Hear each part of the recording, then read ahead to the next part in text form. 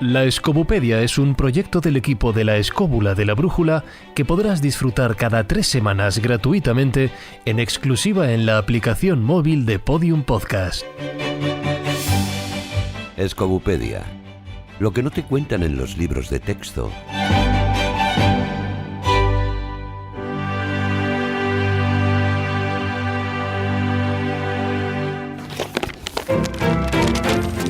En el tomo de hoy... Hilma af Klint fue una artista sueca nacida en 1862 y fallecida en 1944. Una mujer especialmente conocida por ser pionera del arte abstracto. Sus cuadros no fueron conocidos hasta 1986, ya que por expreso deseo del artista en sus últimas voluntades solicitó que sus obras no fueran expuestas hasta 20 años después de su muerte. Nunca participó en exposiciones ni movimientos.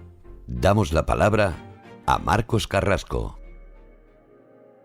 Bueno, pues precisamente Hilma af Klint viene a retirar el cetro del inventor de la invención del arte abstracto a Vasily Kandinsky, que lo hacen en 1911 con el primer libro que publica, que es De lo espiritual en el arte. ¿Y por qué no conocemos a Hilma af Klint como inventora del arte abstracto? Pues por una sencilla razón. Ella tuvo que vivir su vida con una auténtica dualidad, puesto que ella nació en Suecia, en Solna, y entre 1882 y 1887, ella, al ver sus padres, que tienen una inclinación artística bastante buena, bastante potente, la inscriben en la Real Academia Sueca de las Artes. Entonces ahí hace lo que es una obra, pues entre retratos, paisajes, etc. El hecho de que la relacionamos con Vasily Kandinsky es por esa tardanza en conocer su obra, el estar totalmente oculta a los ojos de los museos, de los catalogadores y los críticos de arte. Pero veréis lo que pasó. Aquí entran en juego varios personajes que determinan esto precisamente, esa decisión en su testamento. Y viene a formar parte de que ella, pues al acabar su carrera de Bellas Artes, desarrolla esa pintura realista de la época, de finales del siglo XIX, que le da para comer y forma parte de una de las pocas mujeres que consigue vivir de su propio arte con este arte figurativo. Pero ocurre una cosa, que es la muerte de su hermana a los 10 años.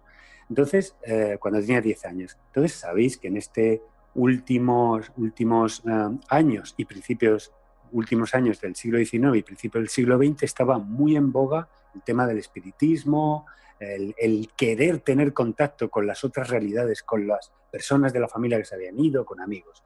Bueno, pues esto realmente, claro, a las mujeres les estaba permitido, incluso no así, el tema de que se expresara en el mundo del arte, puesto que la mayoría se casaban. La última historia que se les podía permitir era el crear progenie en su propia familia, ni más ni menos. Pero sí que se les permitía hacer sesiones de espiritismo. Hilma af Klint estuvo muy impresionada, relacionada con los rosacruces, con el esoterismo, con la teosofía, con la antroposofía, por la muerte de este familiar. Y de hecho, cuando acaba su formación en pictórica, forman un grupo con otras 4 amigas que se llamaban Las 5. Entonces, ¿allí qué hacen? Allí hacen, fijaos en las fechas, esto ocurre en 1906, hacen sesiones de espiritismo en la que canalizan esa serie de mensajes de personas, entidades que están en el otro plano, y hacen una serie de dibujos que plasman en un cuaderno que luego, fijaos lo que tiene de anticipación a esto. Son auténticos cadáveres exquisitos que luego se dan más tarde, en 1917, 1920, dadaísmo, surrealismo. Ellas son las precursoras de esto, es decir, se van pasando los dibujos en la mesa, según le van dictando a estas entidades, van haciendo esa serie de figuras que son ya auténticamente abstractas. Pues en una de estas sesiones, Hilma af Klint recibe de uno de estos entes, de uno de estos de entidades de otro plano, el encargo de hacer los cuadros para el templo. Y de repente, pues todas esas, las demás amigas declinan ese encargo y ella asume el hacerlos. Pues está desde 1906 hasta 1915 haciendo una obra absolutamente abstracta. Antes que Vasily Kandinsky, antes que Malevich, antes que Mondrian. Por cierto, estos dos, Mondrian, Kandinsky y Malevich, eran, si no eran partícipes de la Sociedad Teosófica también, pues participaban mucho de sus documentos y leían sus escritos. De hecho, fueron muy influenciados.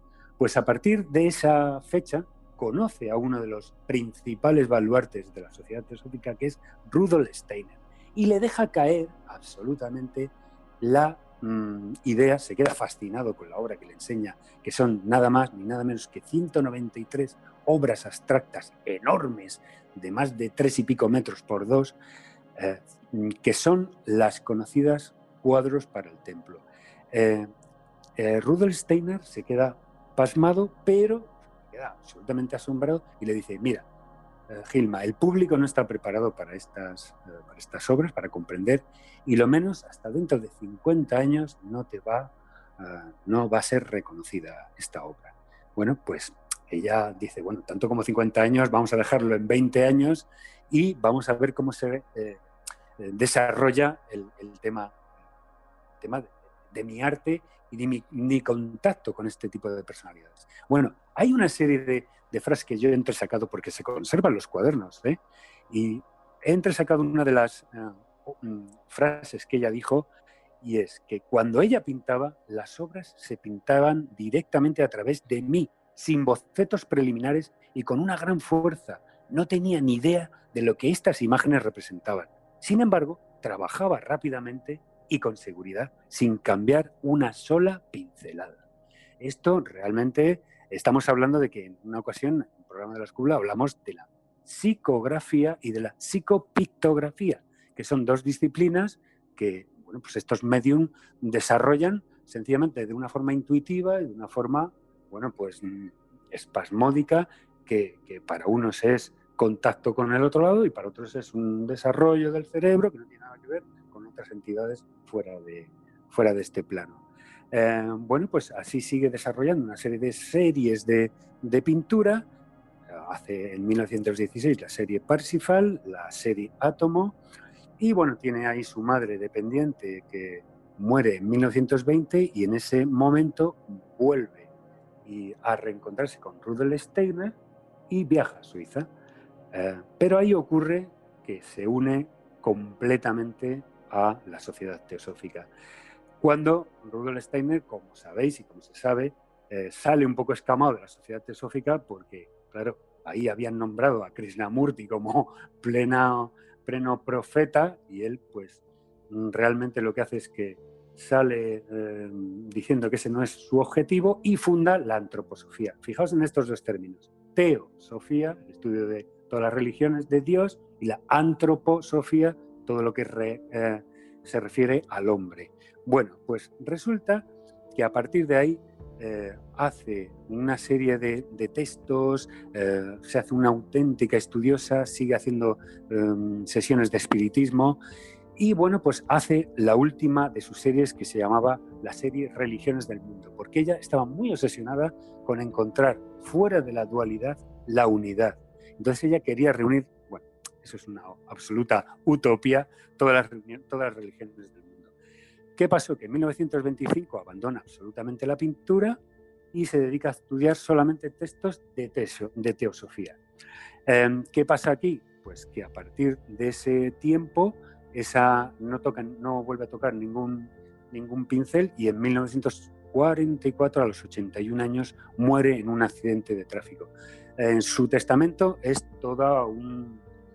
es asombroso. Ella dice que su obra no será expuesta hasta 20 años después de su muerte, de ahí que no conocemos nada de ella, pero esos 20 años se prolongan.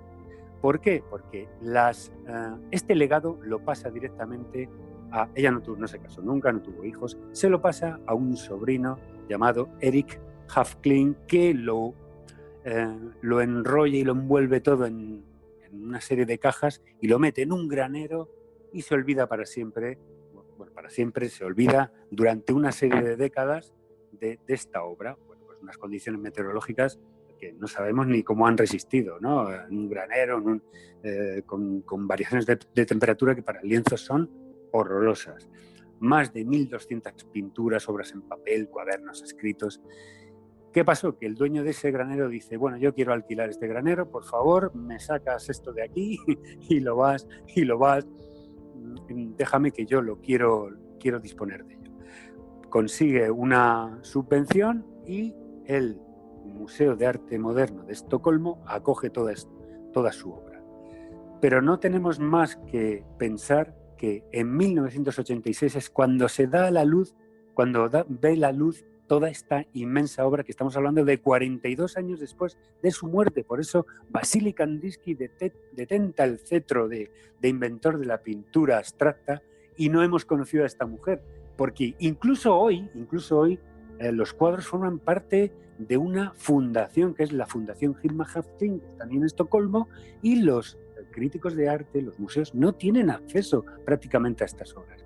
Es realmente, bueno, pues esta serie de cosas que suelen pasar, que hay que reescribir la historia, y al tener que reescribir la historia, y más siendo mujer, y más siendo en aquella época, pues no se le ha dado esa especie de importancia. Para terminar, quiero que penséis que siempre hay dos partes en esto. Los científicos que dicen que esto es una cuestión de que la pintura abstracta y de las sesiones de espiritismo y de todo lo que proviene de ese otro lado, de esa vida espiritual del hombre, es una cuestión del cerebro, y otras personas que piensan, otros científicos, otros estudiosos y críticos de arte, piensan pues que realmente hay una dimensión espiritual en la existencia y que Hilma af Klint quiere plasmó, que existe un más allá de lo que el ojo puede ver. Entonces, en 1917, como muestra un botón, hace y pinta un cuadro que se llama Lo que el hombre es. Atención a esto. ¿Y qué es ese cuadro? Es una espiral de doble hélice que, si os dais cuenta y rememoráis hasta Crick y Watson, en 1952 es cuando descubren la doble hélice del ADN, que es precisamente lo que visualiza en una de estas sesiones Hilma af Klint como núcleo tanto espiritual como material del hombre. Juntar materia-espíritu, femenino-masculino, la totalidad del cosmos, el origen del mundo. Y bueno, ¿qué es lo que hay en definitiva en las esferas más elevadas de la consciencia?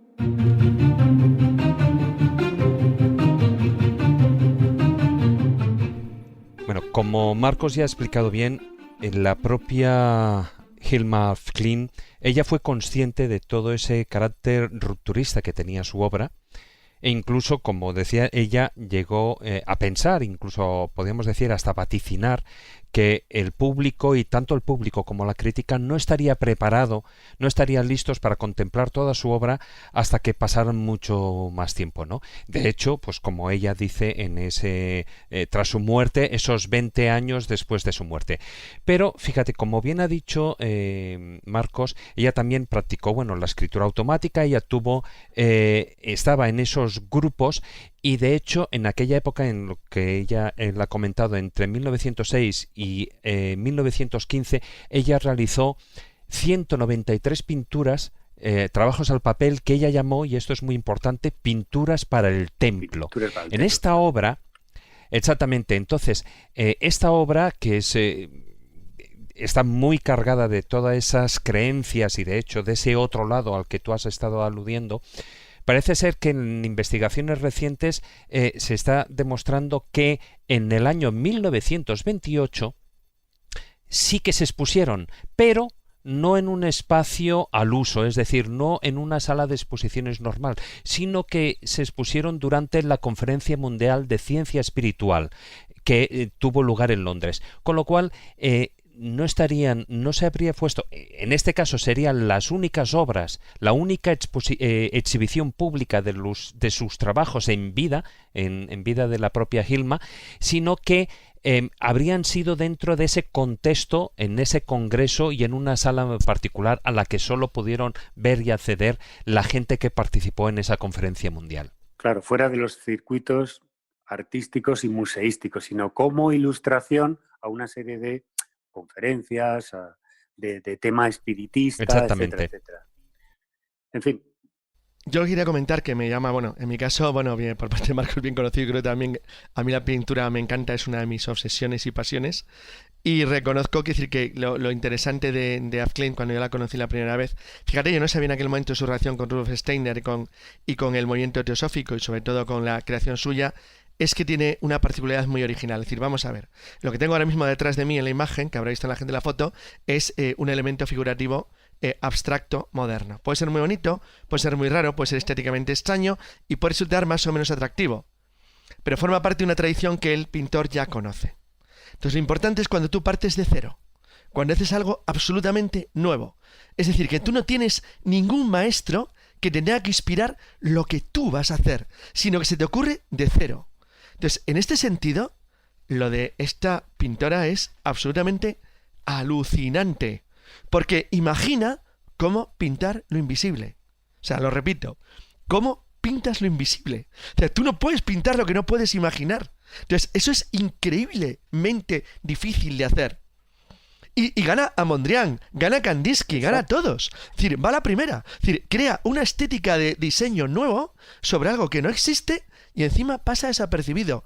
Yo nunca he entendido, eso es un tema que habría que explorar, porque probablemente no se ha escrito lo suficiente sobre ello, el por qué Steiner, tipo raro donde los haya, le prohíbe poner sus cuadros durante 50 años, aunque es verdad que ya... Bueno, le sugiere. Lo que pasa es que yo pienso que Hilma estaba muy, muy, muy impresionada con él. Y, por cierto, al ver las fotos de Rudolf Steiner, digo, madre mía, el parecido tan alucinante que tiene Rudolf Steiner al actor Jeremy Irons. O sea, es que Pero, por cierto, ¿has visto lo guapísima que era Hilma? Hilma, mira, y además, yo no sé si os ha pasado a vosotros. Era guapísima, una tía espectacular. Unos ojos y una mirada tan penetrante como Elena Petrovna Blavatsky, que cuando la miras por primera vez te quedas como diciendo, esta mujer tiene algo ahí dentro. Bueno, pues volviendo al sistema y al proceso de crear los cuadros, es que lo que no hacía Mondrian, lo que no hacía Kandinsky, que eran unos tíos muy ni racionales, Malevich, ninguno. Y Malevich eran unos tíos muy racionales,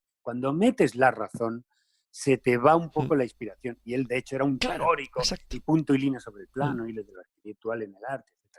Es que Hilma Af Klein, perdóname que me pongo entusiasmado con esto, porque esto forma parte un poco como de mi propia historia personal. Es que ella entraba en trance y entraba en un estado alterado de conciencia.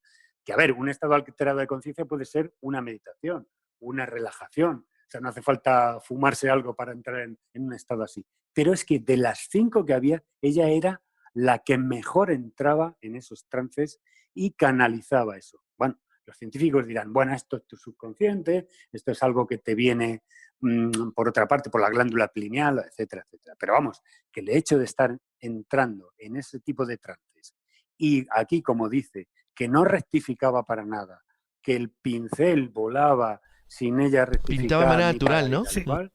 Oye, a mí eso de verdad, no sé si habéis visto sus cuadros, esos cuadros que le llaman los grandes maestros, son de quitar el hipo, ¿eh? Son una preciosidad. Ahí te quiero hacer una precisión técnica, Marcos.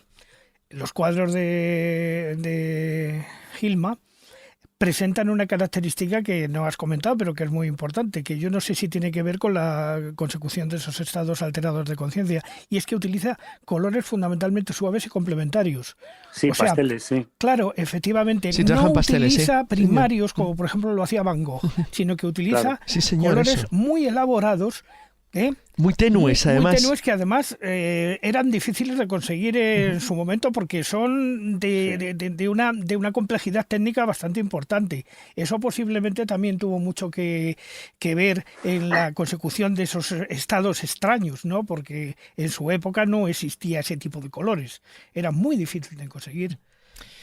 Bueno, hay un dato muy significativo y es que el caso de Hilma von Klint no es el único que existe en aquella época de pintora mediúnica que pinta a través de los espíritus. Estamos hablando del siglo XIX, acordaros que el libro de los espíritus de Allan Kardec es de 1857, y hay mucho interés por el mundo espiritista y hay mucho interés por ponerse en contacto con las personas que habían fallecido.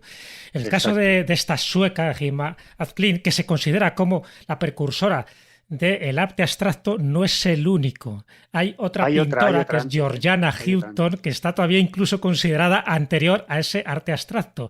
Pero es que además... en Las Palmas de Gran Canaria, además. Exactamente.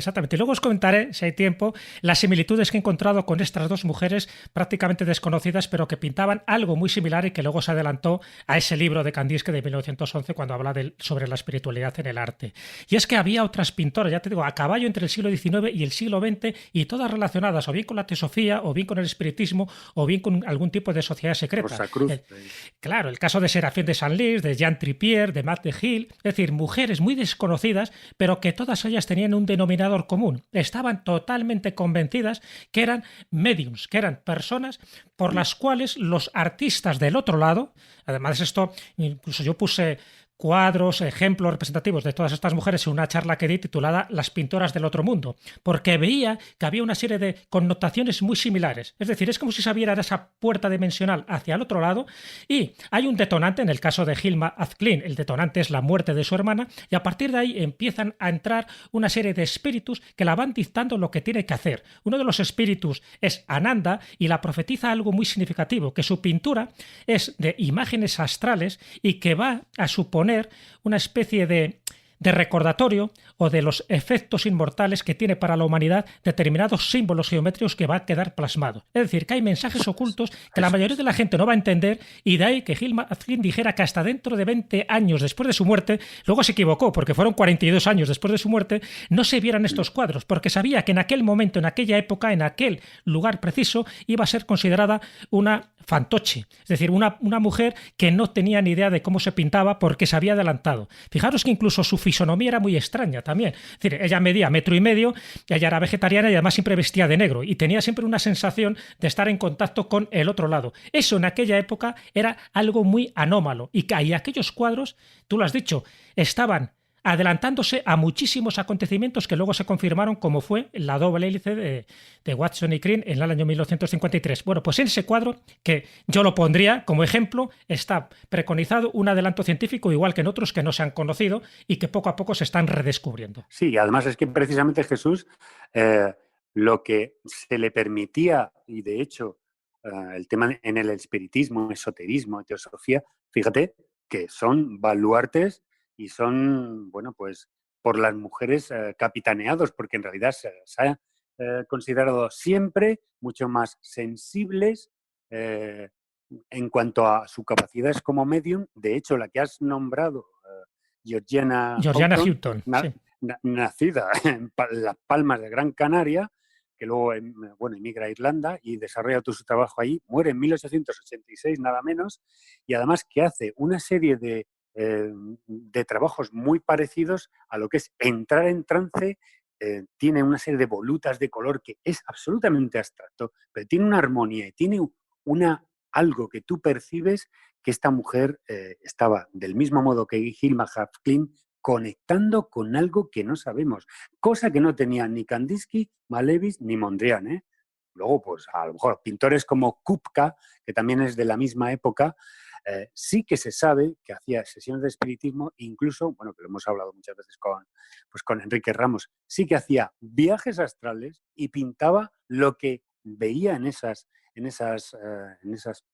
escaramuzas, ¿no? En esos viajes que tenía ahí. Por tanto, que creo que el arte abstracto, igual que Kandinsky también habla un poco pues, de la sinestesia y todo este tipo de cosas, tiene mucho, mucho, mucho de paranormal, de estar con los pies en el otro lado y ser sensitivo, de premonitorio, de ver el futuro, de anticipación. Yo no sé qué pensáis vosotros, pero me da la sensación que esta mujer fue una auténtica adelantada. Y pienso que sí que tiene que tener su lugar en la historia. Ahora, claro, bueno, quitarle el puesto a Vasily Kandinsky va a ser difícil, pero es que es así, es que es así.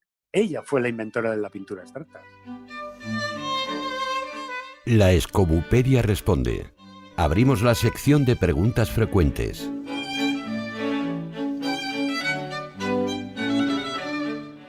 ¿Qué paralelismo hay entre las figuras de Georgiana Houghton, a quien habéis mencionado antes, y nuestra protagonista de hoy, Hilma af Klint?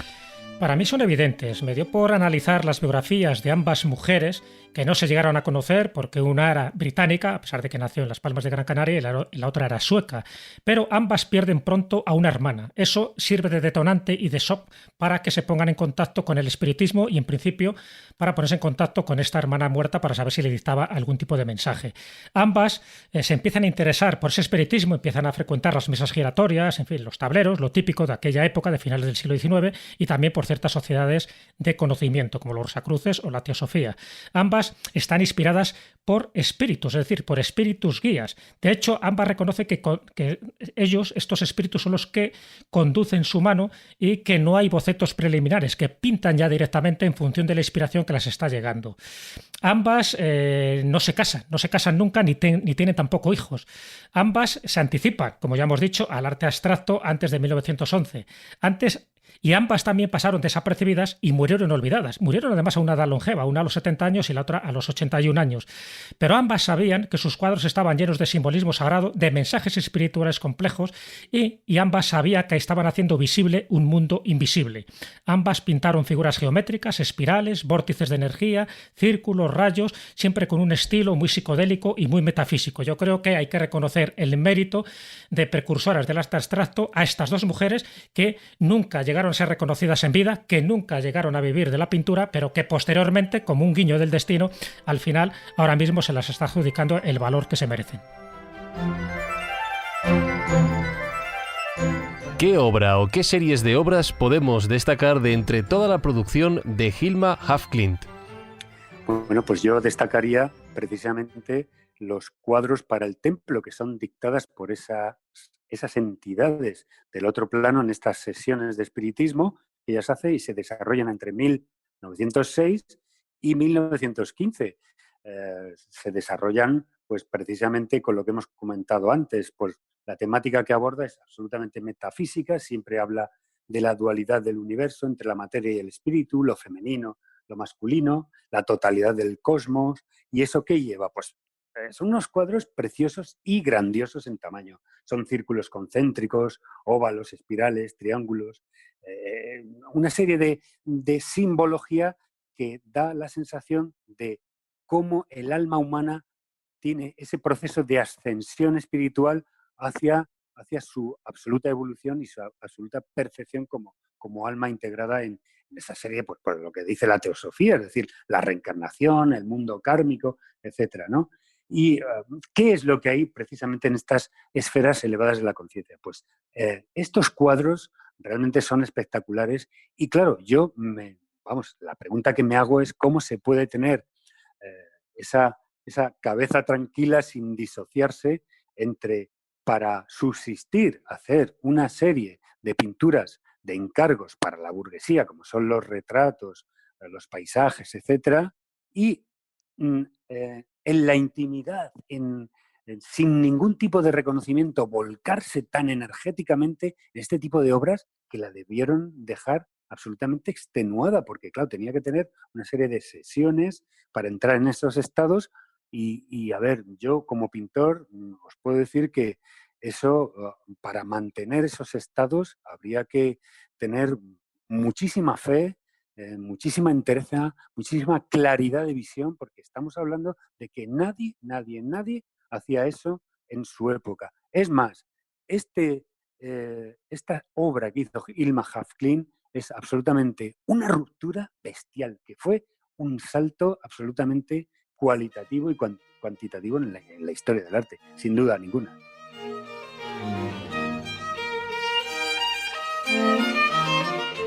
¿Qué ha sido de las obras pintadas por Hilma af Klint desde su publicación hasta el día de hoy? Pues fijaros, Hilma no vendió nada y de hecho ni un solo cuadro, todo lo heredó su sobrino.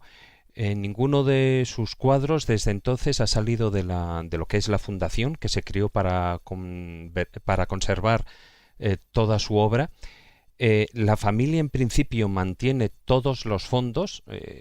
no ha vendido ninguno, a pesar de que el mercado lo ha pedido, y de que ellos están con escasos recursos económicos, ¿no? A pesar de, fíjate que podían ser multimillonarios y ser una fundación enorme solo con que vendiera una o dos obras, ¿no? Pero, de hecho, el problema está en que ahora muchos museos, y a pesar, fijaros, en el año 2013 tuvo una exposición aquí en España, en Málaga, en el Museo Picasso de Málaga, una exposición de más de 300 obras.